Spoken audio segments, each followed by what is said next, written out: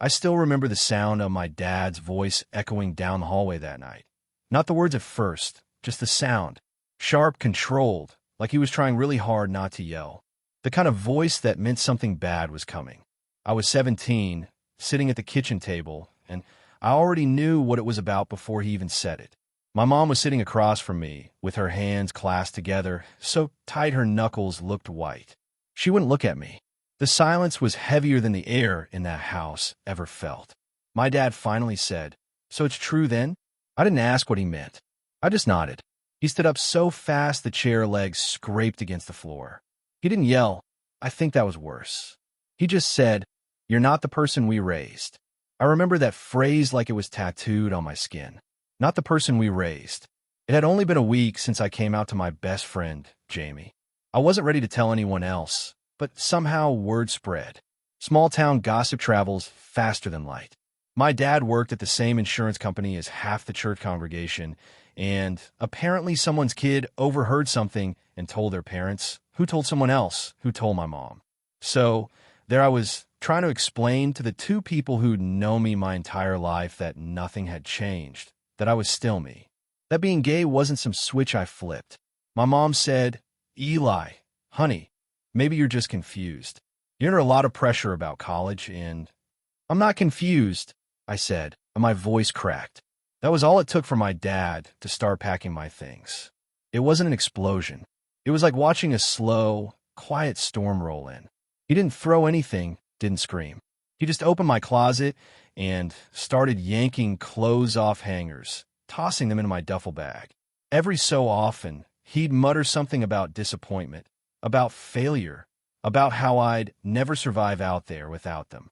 My mom cried, but didn't stop him. I remember following him into my room, begging him to stop, saying I could still go to college, that I'd prove myself. But he didn't even look at me. He just said, "You'll understand when you grow up." When he shoved the duffel bag into my hands, I realized he really meant it. He wasn't bluffing. I left that night. It was cold, early March, and the air outside felt like punishment. I didn't have anywhere to go, so I went to Jamie's house. His parents let me crash on their couch for a few days until things got sorted out. Except they never did. After a week, my mom texted me saying they needed space and that I should figure things out on my own. No mention of coming home. No "we love you." Just space. That was the last message I got from her for 4 years. Those first few months felt like living underwater. Everything muffled, heavy, slow. I got a job at a diner washing dishes.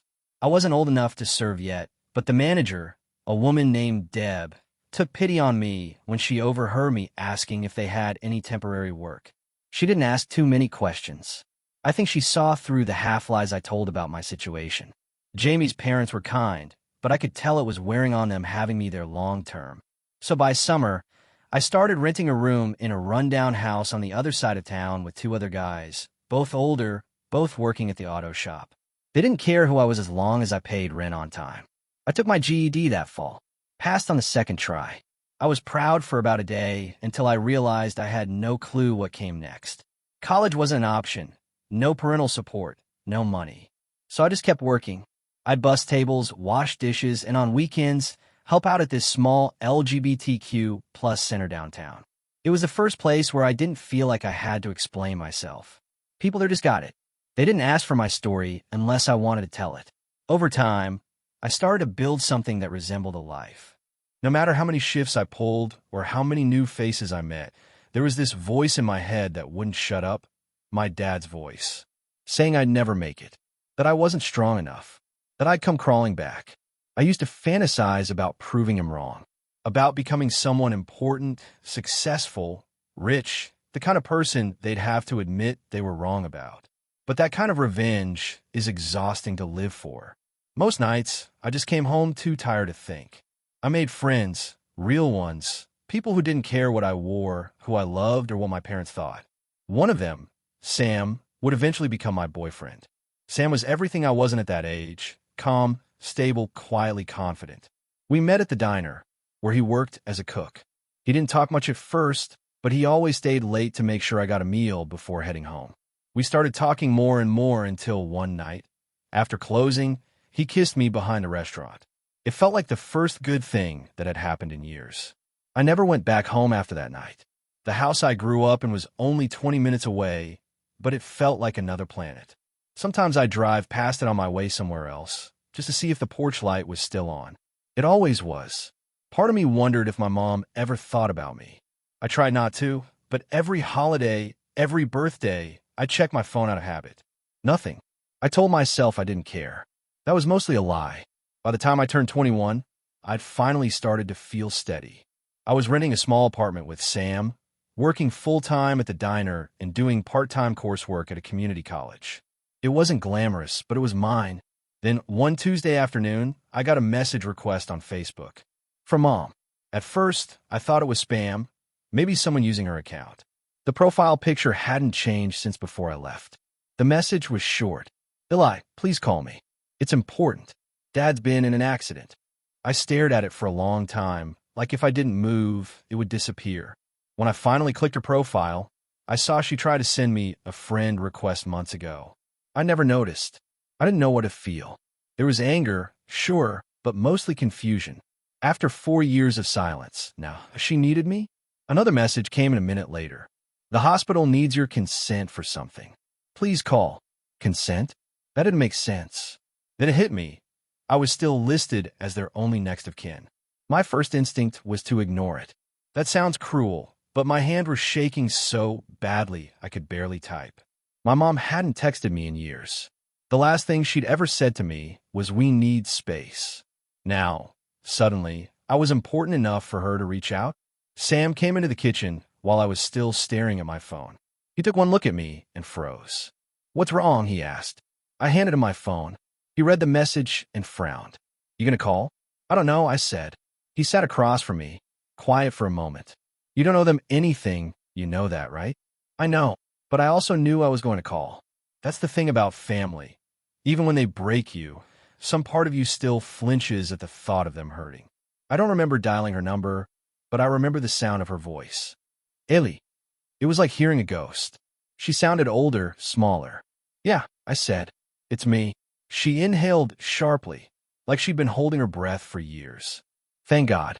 Eli, your dad. He was in a car accident. He's in the hospital. It's bad." "What happened?" "There was a semi. The doctors said his condition is stable but critical.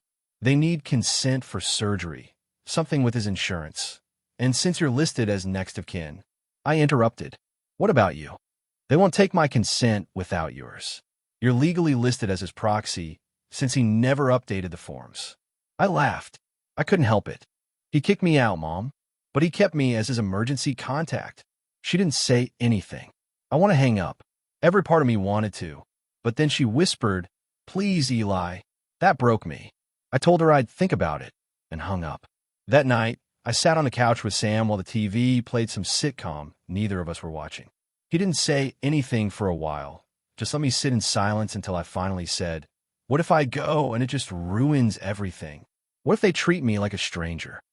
Sam said, "Then you walk away again. But at least you'll know you tried." He always said things like that, simple, grounding truths that made everything else stop spinning. I barely slept. Every time I closed my eyes, I saw my dad packing my things into that duffel bag. The next morning, I called the hospital. The nurse confirmed everything my mom had said. My dad was in a medically induced coma. They needed a signature to authorize a surgery that might save his life. I told them I'd come. The drive took an hour. It felt longer. I hadn't been back to that town since I left. Everything looked smaller. The streets, the houses, even the diner where I used to work part-time in high school. When I pulled into the hospital parking lot, I just sat there with my hands gripping the steering wheel until my knuckles turned white. I wasn't ready, but I went anyway. I saw her before she saw me. My mom was sitting in one of those stiff plastic chairs in the waiting area, holding a styrofoam cup of coffee. She clearly wasn't drinking. Her hair had more gray in it than I remembered. When I walked up, she looked up, and for a second, she didn't move. Then she stood, hand trembling, and said, "Eli." It was the way she said my name, like she was afraid it might shatter if she said it too loud. "Hi, Mom," I said. She tried to smile. It didn't reach her eyes. "You look good." I almost laughed at that. I was wearing the same worn jacket I'd had for years, My hand smelled faintly of dish soap from work, and I hadn't slept. But sure good. There was a long silence. Finally, she said, "I'm sorry it had to be under these circumstances." "Yeah," I said. "Me too." She motioned toward the hallway. "They said you can see him before the surgery." I followed her down the hall, my heart hammering in my chest. The smell hit first, antiseptic, sterile, and too clean. My dad looked smaller than I remembered. Tubes and wires everywhere. Machines beeping in rhythm like a metronome. For a second, I forgot how angry I was. He looked human, breakable. My mom stood beside the bed, clutching the rail. "They're waiting for you to sign." I looked at the clipboard the nurse had left. It felt heavy in my hands. "I don't know if I should," I said quietly. My mom looked at me, panicked. "Please. He could die, Eli." He didn't care if I did. That came out sharper than I meant it to, but I didn't take it back. Tears welled up in her eyes. I know what he did was wrong. But please, he's still your father." I didn't respond. I just looked at the man who'd thrown me out like trash, lying there helpless, and felt something between anger and pity. After a long silence, I said, "I need a minute." She nodded and stepped outside. I stood there staring at him. The man who told me I'd never make it without him. The man who slammed the door behind me while I begged for a chance to prove myself. Now he needed me to save him. Life's cruel that way. I thought about not signing. I really did.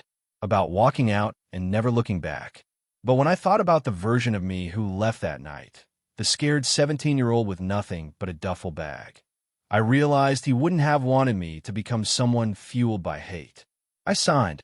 When my mom came back, she looked at the form, then at me. "Thank you." "Don't thank me," I said. "I didn't do it for him." "I know," she whispered. "You did it because you're a good person." I didn't know what to say to that. We sat there for a while in silence. She told me about the accident, how my dad had been driving home late from work, how a truck hit him on an icy stretch of road.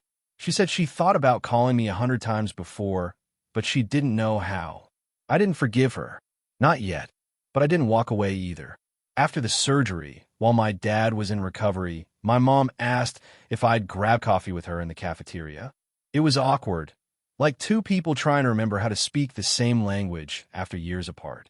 She asked about my job, my apartment, my friend Sam. I didn't correct her. Not yet.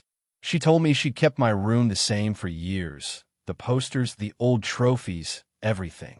I couldn't bring myself to change it, she said. I didn't know whether to believe her, but the way her voice broke made me think maybe she was telling the truth. I wanted to ask her why. Why she stayed silent. Why she let him do it. Why she never called. But every time I opened my mouth, nothing came out. When the nurse came to tell her my dad was stable, I felt the air rush out of my chest. Relief, confusion, exhaustion, all tangled together. My mom looked at me and said, "Would you come back tomorrow? He want to see you." I didn't answer right away. Then I said, "I'll think about it." The drive home was quiet. Sam didn't say anything when I walked through the door, just wrapped his arms around me and let me breathe for a while. I didn't tell him I'd signed the papers. He already knew. That night, I lay in bed staring at the ceiling, feeling like something old and heavy had cracked open inside me. For the first time in 4 years, I didn't feel angry, just tired. I didn't plan on going back. That night, after I got home from the hospital, I told myself I'd done what I needed to do. I'd signed the papers. I'd done the decent thing. My conscience was clean. I didn't plan on going back. That night, after I got home from the hospital, I told myself I'd done what I needed to do. I'd signed the papers. I'd done the decent thing. My conscience was clean. That should have been enough. But I woke up the next morning with this pit in my stomach that wouldn't go away. I couldn't stop thinking about my mom sitting in that waiting room alone, or the way she said my name, careful, fragile, like she thought I might vanish if she blinked. So I called in late to work and drove back. When I walked into the hospital, the nurse at the desk gave me a polite smile. "Family?" she asked. I hesitated, then nodded. "Yeah, family." My dad was awake when I got there. It caught me off guard. I wasn't ready for that. I'd imagined he'd still be unconscious, hooked up to machines. But when I walked in, he turned his head, slowly, stiffly, and looked at me. For a second, we just stared at each other. He looked old, not just from the accident, from something heavier. My mom stood up from the chair beside the bed. "He's been asking about you," she said quietly. I didn't know what to do with that. My dad's voice was rough, barely above a whisper. "You came." "Yeah," I said. "I came." He tried to sit up, winced, and gave up. "They said you signed the consent." I nodded. "Thank you." The words sounded foreign in his mouth. I shrugged. "You needed someone to sign. It still means something," he said. I didn't respond. After my mom left to grab something from the cafeteria, the room went quiet except for the sound of the heart monitor. My dad shifted slightly and said, "You've grown up." "Yeah, that tended to happen." He closed his eyes for a second, then said, "You look good. Healthy." I wanted to say something cutting, something that would remind him I hadn't been healthy when he threw me out, that I'd spent nights sleeping on couches in shelters, terrified I'd end up on the street. But the words just sat there in my throat, too heavy to move. Finally, he said, "I've thought about that night every day." I didn't believe him at first. "Really?" He nodded weakly. "You probably don't care, but I do." I was wrong. I was scared and angry and stupid. That word, wrong, hit me harder than I expected. He coughed, wincing, and continued. "I thought I was doing what was right. I thought if I was hard on you, you'd turn out stronger. I didn't know how to handle it, you coming out. It wasn't how I pictured things for you." I laughed bitterly. "Yo, it wasn't how I pictured things for me either." He nodded, eyes glassy. "I know, and I'm sorry. I really am." It wasn't the apology that broke me. It was realizing how much I'd wanted to hear it. For years, I told myself I didn't care if he ever said sorry. I told myself I didn't need his approval, his understanding, his anything. But sitting there, hearing him actually say the words, something in me cracked. I wanted to tell him everything. About the nights I cried myself to sleep, the jobs I'd worked just to afford a sandwich, the people who became my family when he refused to be. But all I said was, "You really hurt me." He looked down at his hands, at the 4 taped to his arm. "I know." For a long moment, neither of us spoke. Then he said, "I didn't think you'd make it." I felt my stomach twist. "You mean you didn't think I could?" He nodded. "Yeah." "Well," I said quietly, "you were wrong." He smiled a little, tired but real. "Yeah, I can see that now." My mom came back with coffee, and we spent the next hour talking about nothing important, the weather, the hospital food, the neighbors. It felt fake, but weirdly comforting. Before I left, my dad said, "Will you come back tomorrow?" I hesitated. My mom looked at me, pleading silently. I said, "We'll see." I'd go back. Not every day, but often enough that the nurses started recognizing me. My dad was recovering slowly, but every time I visited, he looked a little better. We talked more, sometimes about the past, sometimes about nothing. I told him a little about my job, my classes. I didn't mention Sam at first, but one afternoon, it just slipped out. "My boyfriend cooks at the diner," I said before I could stop myself. He froze. For a second, I thought he'd pretend he hadn't heard, but then he just nodded. "He treats you well?" "Yeah, he does." "That's good," he said. That was it. No judgment, no lectures. Just quiet acceptance. And that, somehow, meant more than any apology. A week later, I came by after work and found an envelope on the chair beside my dad's bed with my name on it. He was asleep, so I took it and sat down. The handwriting was shaky but familiar. Inside, he'd written, "Eli, I don't know if I'll get the chance to say everything I need to in person, so I'm writing it down. I know I failed you. I was so scared of what I didn't understand that I let fear turn into anger, and I took it out on you. That's not your fault. It never was. You deserved a father who loved you without conditions. I'm sorry I wasn't that man. I'm proud of you. Not because you came back, but because you built a life after I broke it. Dad," I read it 3 times. Each time, it hurt a little less. When he woke up later, I didn't say anything about the letter. I just sat beside him, and for the first time in years, we were quiet in a way that didn't feel hostile. A few days later, my mom invited me to dinner at the house. At first, I said no. Too soon. Too many ghosts there. But something in her voice, the way she said it would mean a lot to me, made me agree. The drive back to my old neighborhood felt like time travel. Every corner held a memory I didn't want. The porch light was still on, just like always. When I walked inside, Everything was exactly how I remembered it, except for the framed photo on the hallway table. It was a picture of me at my high school graduation party, before everything went to hell. She saw me looking at it and said, I could never take it down. We sat at the table, the same one where everything fell apart 4 years earlier, and ate in awkward silence. Halfway through dinner, she said, I should have done more that night. I looked up. I should have stopped him. I should have told you to stay. Her voice cracked. I was scared too. I thought maybe he was right, that maybe you needed to prove something. But I see now how wrong that was. You didn't need to prove a damn thing. I didn't know what to say. So I said, thank you. We sat there for a while longer, just two people trying to find a way back to each other. When I left that night, my mom hugged me. It was hesitant at first, then desperate. The kind of hug that says everything words can't. She whispered, don't be a stranger, okay? I'll try, I said. And for the first time, I meant it. It's strange how forgiveness doesn't happen all at once. There's no switch that flips, no cinematic moment where you suddenly feel lighter. It's more like erosion, small moments chipping away at the resentment until what's left is something softer. That's what it was like with my parents. After that first dinner, things didn't magically fix themselves. My dad was still recovering, and my mom and I were still walking on eggshells. But I kept visiting, not out of obligation, but because I wanted to see if there was anything left worth salvaging. Some days, I'd bring Sam. My mom was polite, nervous at first. She called him Samuel, like she was trying too hard to sound respectful. But Sam, being Sam, made her laugh within 10 minutes. He always knew how to make things easier. My dad didn't say much the first time they met. Just nodded and said, thank you for being there for him. And Sam, bless him, just said, he makes it easy. That moment stuck with me. How simple it was, how normal. No big speeches, no tension.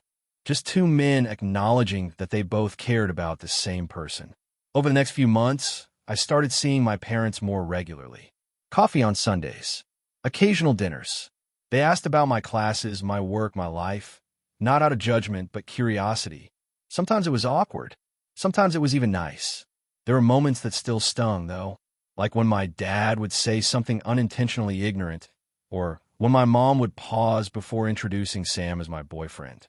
But instead of lashing out, I'd call out calmly, directly. And to their credit, they listened. It was strange learning to talk to them again, not as the scared teenager begging for approval, but as an adult who didn't need it anymore.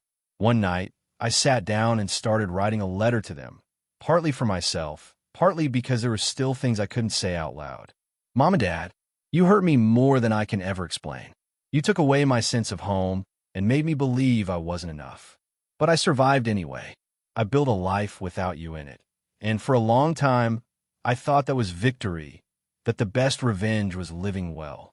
But now I think it's something else. It's being able to forgive you, not because you deserve it, but because I deserve peace. I don't know if we'll ever be a real family again, but I'm willing to try, as long as we do it honestly. I never sent it. I didn't need to. Writing it was enough. About 6 months after the accident, my dad called me one morning. I'm being discharged next week, he said. The doctors say I'm lucky. I laughed. Yeah, I'd say so. He was quiet for a second. Then he said, you know, I never told you this, but when they first told me I might not make it, all I could think about was you. Not my job, not the house, just you. I kept thinking, I can't leave it like this. I didn't know what to say. There are some things that don't need a response. Before hanging up, he said, you coming to see me out? Yeah, I said, I'll be there. When I arrived at the hospital, my mom hugged me first. My dad looked thinner but stronger, his color back. He reached out his hand, and I shook it, firm, steady. Then, without saying anything, he pulled me into a hug. It wasn't dramatic. It wasn't even long, but it was real. He whispered, I'm proud of you, Eli. That was the moment I finally believed him. It's been a year since the accident. Sometimes I still wake up and expect to feel that old anger humming under my skin, but it's quieter now. My relationship with my parents isn't perfect. It probably never will be. There's still things we don't talk about, things that hang in the air between us, unspoken but understood. But we've started building new memories to layer over the old ones. Sunday breakfasts, birthday calls, My mom texting me recipes she finds online because Sam might like this one. My dad sending pictures of the backyard after he finally fixed the deck. It's ordinary, and I can't believe how much I missed ordinary. A few weeks ago, I stopped by their house for dinner. It was the first time I'd been there without feeling sick to my stomach. The old photo wall was still there, but now there was a new picture, one of me and Sam at a barbecue, laughing, arms around each other. My mom had printed it from my Facebook.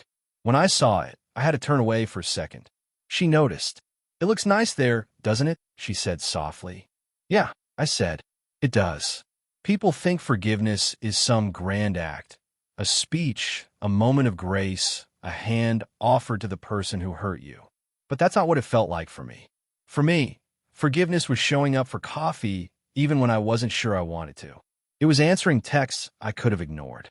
It was letting my dad ask about Sam without flinching. It was realizing that forgiving them didn't mean erasing what they did. It meant refusing to let it define me anymore. A few nights ago, my dad called. He said he was sitting on the porch thinking about that night, the one that changed everything. He said, if I could go back, I'd tell that angry man to shut up and listen, to hug his son instead of pushing him away. I didn't know how to respond, so I just said, I know. He said, I'm glad you didn't give up on me. And I told him, I almost did, but I'm glad I didn't either. Sometimes I think about that 17-year-old version of me, standing in the cold with a duffel bag, heartbroken and angry. I wish I could tell him that one day he'd be okay, that he'd find love, that he'd find peace, that he'd stand in the same kitchen where he was once rejected and feel safe again. Not because everything was fixed, but because he was. My dad's health is stable now. My mom calls at least once a week. Sam and I are still together. We even started looking at places closer to the city. Last week, my mom asked if she could come to Pride with us next year. I didn't know whether to laugh or cry, so I just said, we'll see. She smiled. That's better than a no. And it is. I don't know if this story has a moral. Maybe it's just that people can change, not overnight, not easily, but in small, quiet ways. And maybe forgiveness isn't about letting people back in. It's about letting yourself move on without the weight. Either way, I think 17-year-old me would be proud.